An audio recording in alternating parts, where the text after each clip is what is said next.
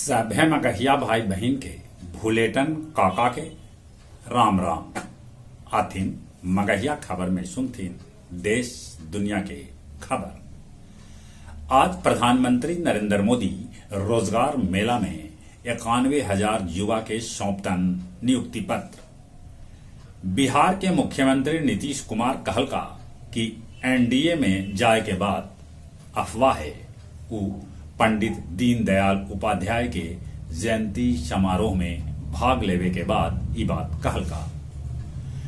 वायुसेना में शामिल कैल गेल C-295।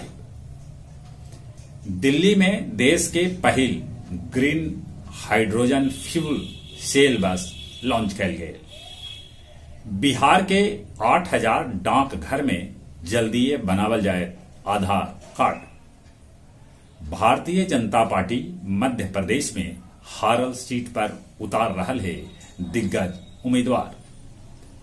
चंद्रयान 3 के अबले संपर्क न हो रहा है। जदयू के ललन सिंह और अशोक चौधरी अपने में कोई बात के लेके भिड़ गलन। अमेरिका में चुनाव से पहले होयल सर्वे में कहल गेल है कि ट्रंप से 10 अंक पीछे चल रहलन है अमेरिकी राष्ट्रपति जो बाइडेन। पाकिस्तानी पूर्व प्रधानमंत्री इमरान खान के दोसर जेल में स्थानांतरित करे के देल गेल है निर्देश। यूक्रेन रूस के ठिकाना पर हमला कैलक है। पानी चोरी मामला में 132 पाकिस्तानी के गिरफ्तार कैल गेल है। 329 सेक्टर और 43 जोन में बांटल गेल है गया पितरपक्ष मेला। क्रेन स्कूल भीड़ से चोर चोरा ले गलन जेसीबी। फतेहपुर के भेटौरा आहरा में डूबे से 2 गो लड़की के मौत हो गई, तब 3 गो लड़की के लोग कोई तरह से बचौलन। 75% हाजिरी न होवे पर नाम काटे पर सुलेभट्टा हाई स्कूल के लइकन जीटी रोड जाम कर दिलन। अब कुछ खेल के समाचार।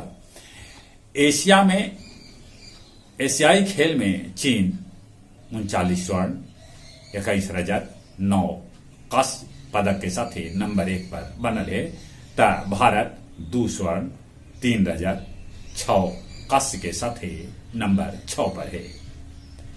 भारतीय महिला क्रिकेट टीम एशियाड में श्रीलंका के हरा के जीतल स्वर्ण पदक।